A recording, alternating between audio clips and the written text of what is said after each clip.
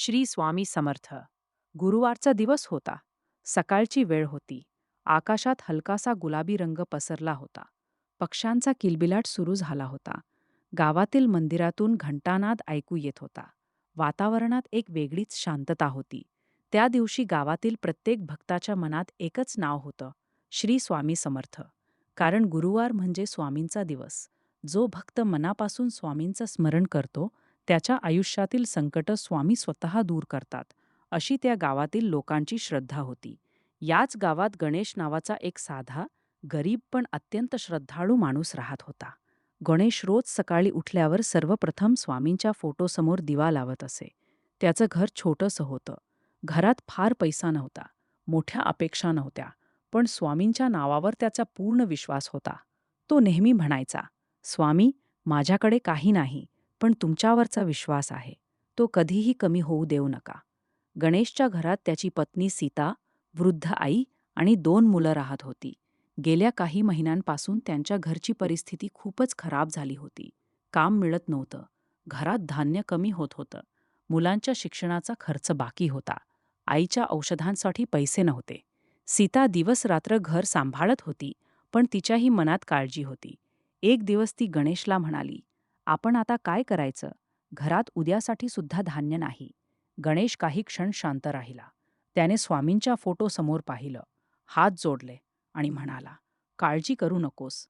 गुरुवार आहे ना आज? माझे स्वामी आपल्या घराला उपाशी ठेवणार नाहीत. सीता म्हणाली, तुझा विश्वास मला माहीत आहे, पण परिस्थितीही बघ. गणेश हसला. परिस्थिती आपण बघायची नसते, स्वामींकडे बघायचं असतं. असं म्हणत तो कामाच्या शोधात घराबाहेर पडला. त्या दिवशी त्याने गावातील अनेक ठिकाणी काम शोधलं, पण कुठेही काम मिळालं नाही. दुपार झाली, सूर्य डोक्यावर आला. गणेशच्या खिशात फक्त काही रुपये होते. तेही त्याने घरी परतताना मुलांसाठी काहीतरी घेण्यासाठी जपून ठेवले होते. तो गावाच्या बाहेरच्या रस्त्याने चालत होता. अचानक त्याला एका जुन्या वडाच्या झाडाखाली एक वृद्ध साधू बसलेले दिसले. त्यांच्या अंगावर साधं भगवं वस्त्र होतं. हातात कमंडलू होतं. चेहऱ्यावर विलक्षण तेज होतं. गणेश त्यांच्याजवळ गेला. साधूंनी त्याच्याकडे पाहिलं आणि काही न बोलता म्हणाले, बाळा, आज गुरुवार आहे. गणेश चकित झाला. हो महाराज. साधू म्हणाले, आज तुझ्या घरात स्वामींचा पाहुणा येणार आहे. गणेशला काहीच समजलं नाही. तो म्हणाला, महाराज, माझ्या घरात पाहुणा? घरात तर खायला काहीच नाही. साधू मंद हसले. जिथे श्रद्धा असते तिथे अन्नाची कमतरता राहत नाही. गणेशने त्यांच्या चरणांना स्पर्श केला. साधूंनी त्याच्या हातात एक छोटंसं तुळशीचं पान दिलं आणि म्हणाले, हे तुझ्या घरातील स्वामींच्या फोटोसमोर ठेव. गणेशने ते तुळशीचं पान जपून घेतलं. तो काही विचारणार इतक्यात साधू उठले. गणेशने क्षणभर दुसरीकडे पाहिलं आणि पुन्हा वडाच्या झाडाकडे पाहिलं, तर साधू तिथे नव्हते. गणेश आश्चर्यचकित झाला. त्याने आजूबाजूला पाहिलं, कोणीच नव्हतं. तो मनात म्हणाला, हे कोण होते? पण त्याच्या मनात एक वेगळीच भावना निर्माण झाली होती. तो घरी परतला. घरात प्रवेश करताच त्याने तुळशीचं पान स्वामींच्या फोटोसमोर ठेवलं, दिवा लावला आणि डोळे मिटून म्हणाला, स्वामी, तुम्हीच असाल तर माझ्या घरावर कृपा करा. तेवढ्यात बाहेरून आवाज आला, गणेशा. गणेश बाहेर आला. दारात गावातील एक व्यापारी उभा होता. त्याच्या हातात धान्याची पोती होती. गणेश म्हणाला, काका, हे काय? व्यापारी म्हणाला, तुझ्या वडिलांनी माझ्याकडे पूर्वी काही पैसे ठेवले होते. आज जुनी वही पाहताना मला तुझं नाव सापडलं. ते पैसे तुला परत द्यायचे होते. गणेशच्या डोळ्यात पाणी आलं. तो म्हणाला, पण काका, इतक्या वर्षांनी? व्यापारी म्हणाला, हो, आज सकाळपासून मनात सारखं येत होतं की हे पैसे तुला द्यायला हवेत. गणेश काही बोलू शकला नाही. त्याने मनातल्या मनात स्वामींना नमस्कार केला. पण हा चमत्कार इथे संपला नव्हता. त्या रात्री गणेशची आई अचानक म्हणाली, बाळा, आज घरात काहीतरी वेगळं जाणवतंय. गणेश म्हणाला, काय आई? ती म्हणाली, स्वामी आले असावेत असं वाटतंय. गणेशने आश्चर्याने तिच्याकडे पाहिलं. तेवढ्यात स्वामींच्या फोटोसमोर ठेवलेला दिवा अचानक तेजाने पेटला. घरातील सर्वजण शांत झाले. कोणीही काही बोलत नव्हतं. सीताने हात जोडले. मुलांनीही स्वामींच्या फोटोसमोर नमस्कार केला. गणेशच्या डोळ्यांतून अश्रू वाहू लागले. तो म्हणाला, स्वामी, आम्ही तुम्हाला पाहिलं नाही, पण तुमची कृपा आज पाहिली. त्या दिवसानंतर गणेशच्या आयुष्यात हळूहळू बदल होऊ लागला. त्याला नियमित काम मिळू लागलं. घरातील आर्थिक अडचणी कमी होऊ लागल्या. आईची तब्येत सुधारू लागली. मुलांच्या शिक्षणाची चिंता कमी झाली. पण गणेशने कधीही हा चमत्कार स्वतःच्या कर्तृत्वाचा मानला नाही. तो नेहमी म्हणायचा, हे माझं काहीच नाही, हे माझ्या स्वामींचं आहे. काही दिवसांनी पुन्हा गुरुवार आला. गणेश सकाळी मंदिरात गेला. मंदिरात मोठी गर्दी होती. भक्त श्री स्वामी समर्थ असा जयघोष करत होते. गणेश मंदिराच्या एका कोपऱ्यात बसला. डोळे मिटले आणि त्याला पुन्हा त्याच साधूंचा चेहरा आठवला. तो विचार करू लागला, ते साधू खरंच कोण होते? अचानक मंदिरातील पुजारी त्याच्याजवळ आले. पुजारी म्हणाले, गणेशा, तुला एक गोष्ट सांगू? हो महाराज. पुजारी म्हणाले, आज पहाटे मंदिर उघडताना मला मंदिराच्या दाराबाहेर एका वृद्ध साधूंच्या पावलांचे ठसे दिसले. गणेशच्या अंगावर काटा आला. कुठे? पुजारी त्याला मंदिराच्या मागच्या बाजूला घेऊन गेले. तिथे जमिनीवर ओल्या मातीमध्ये पावलांचे ठसे स्पष्ट दिसत होते. गणेशने ते पावलांचे ठसे पाहिले आणि त्याच्या डोळ्यांसमोर त्या दिवशी वडाच्या झाडाखाली भेटलेले साधू उभे राहिले. तो थरथरत्या आवाजात म्हणाला, महाराज, मला वाटतं मी त्यांना पाहिलं आहे. पुजारी म्हणाले, कोणाला? गणेशने उत्तर दिलं, स्वामी समर्थांना. दोघांच्या डोळ्यांत अश्रू आले.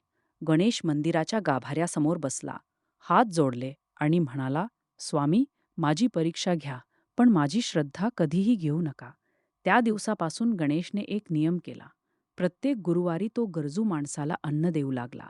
तो म्हणायचा, स्वामींची सेवा म्हणजे फक्त मंदिरात दिवा लावणे नाही.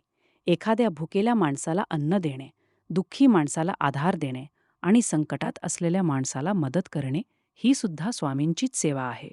हळूहळू गावातील अनेक लोक त्याच्यासोबत जोडले गेले. प्रत्येक गुरुवारी अन्नदान सुरू झालं. गरीब लोकांना जेवण मिळू लागलं. वृद्धांना औषधं मिळू लागली. मुलांना पुस्तके मिळू लागली. आणि त्या गावात एक गोष्ट प्रसिद्ध झाली. जिथे स्वामींचं नाव घेतलं जातं, तिथे आशा कधीच मरत नाही. एका गुरुवारी गावात एक अनोळखी स्त्री आली. तिच्या चेहऱ्यावर दुःख होतं. ती मंदिराच्या पायरीवर बसली होती. गणेशने तिला पाहिलं. तो तिच्याजवळ गेला. आई, तुम्ही कुठून आलात? ती काही बोलली नाही. तिच्या डोळ्यांतून अश्रू वाहत होते. गणेशने तिला अन्न दिलं. ती म्हणाली, माझं सगळं संपलं आहे. गणेश म्हणाला, सगळं संपत नाही आई. स्वामींच्या दारात आलात म्हणजे काहीतरी नवं सुरू होणार. ती म्हणाली, माझ्या मुलाला अनेक दिवसांपासून काम नाही, घर चालत नाही. गणेशने तिला धीर दिला. उद्या सकाळी माझ्याकडे या. दुसऱ्या दिवशी त्या स्त्रीचा मुलगा गणेशकडे आला. गणेशने त्याला एका ओळखीच्या व्यापाऱ्याकडे कामाला लावलं. काही महिन्यांत त्या मुलाची परिस्थिती सुधारली. एक दिवस ती स्त्री गणेशला म्हणाली, तुम्ही माझ्यासाठी देवासारखे आलात. गणेशने लगेच तिचे हात पकडले. माझे हात धरू नका, स्वामींचे धरा. मी फक्त निमित्त आहे. हीच तर स्वामींची शिकवण आहे. अहंकार सोडा, श्रद्धा ठेवा, सेवा करा. कथा इथे आणखी एका विलक्षण प्रसंगाकडे वळते. गणेशच्या गावात एक श्रीमंत माणूस राहत होता. त्याच्याकडे पैसा खूप होता, पण मनात समाधान नव्हतं. त्याला रात्री झोप लागत नसे. घरात सतत भांडणं होत. मुलं त्याच्याशी बोलत नसत. पत्नी दुःखी होती. एक दिवस तो गणेशकडे आला. तो म्हणाला, माझ्याकडे पैसा आहे, घर आहे, संपत्ती आहे, पण शांतता नाही. गणेश म्हणाला, तुम्ही स्वामींच्या मंदिरात जाऊन एकदा मनापासून प्रार्थना करा. तो मंदिरात गेला. स्वामींच्या मूर्तीसमोर बसला आणि पहिल्यांदाच त्याने मनापासून रडत प्रार्थना केली. स्वामी, मला पैसा नको, मला माझं कुटुंब परत हवं आहे. त्या दिवसानंतर त्याने आपल्या कुटुंबासोबत वेळ घालवायला सुरुवात केली. मुलांशी प्रेमाने बोलला, पत्नीची माफी मागितली, गरजू लोकांना मदत करू लागला. काही महिन्यांनी त्याच्या घरातील वातावरण बदललं. तो गणेशला म्हणाला, मला वाटायचं स्वामी चमत्कार करतील म्हणजे आकाशातून काहीतरी पडेल, पण स्वामींनी माझं मन बदललं. हाच सर्वात मोठा चमत्कार आहे. गणेश हसला. हो, स्वामी आधी परिस्थिती बदलत नाहीत, ते माणसाचं मन बदलतात. आणि मन बदललं की परिस्थिती बदलायला सुरुवात होते. अशीच अनेक वर्षे गेली. गणेश वृद्ध झाला, पण गुरुवारचा दिवस त्याने कधीही सोडला नाही.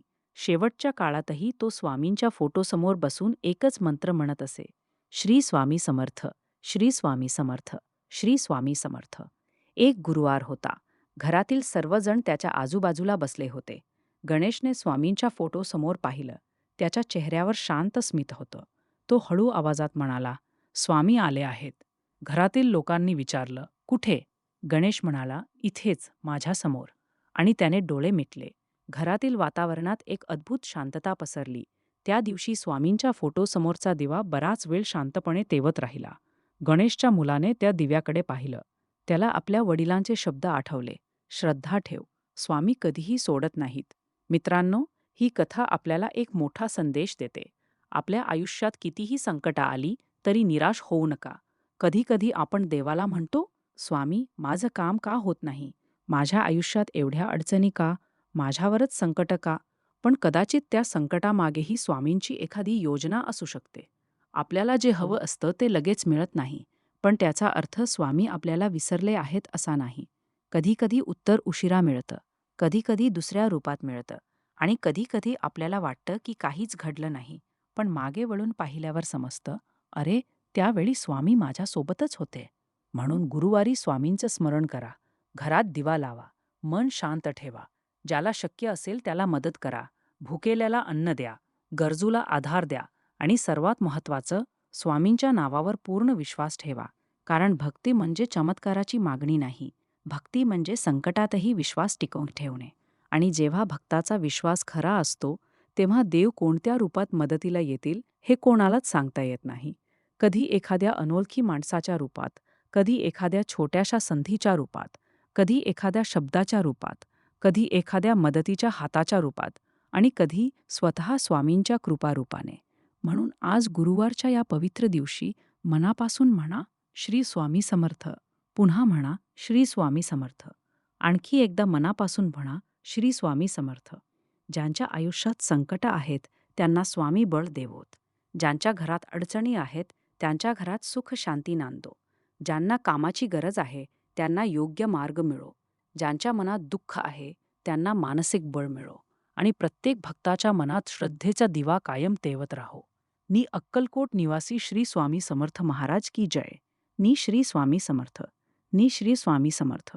नी श्री स्वामी समर्थ. ही कथा ऐकताना तुमच्या मनात स्वामींची आठवण झाली असेल तर कमेंटमध्ये प्रेमाने लिहा, श्री स्वामी समर्थ. आणि ही भक्तिकथा अशा व्यक्तीपर्यंत नक्की पोहोचवा ज्याला आज स्वामींच्या आधाराची गरज आहे. कारण कदाचित तुमच्या एका शेअरमुळे एखाद्या दुःखी माणसाला आशेचा एक किरण मिळू शकतो. स्वामी तुमच्या सर्व मनोकामना पूर्ण करो. नी श्री स्वामी समर्थ.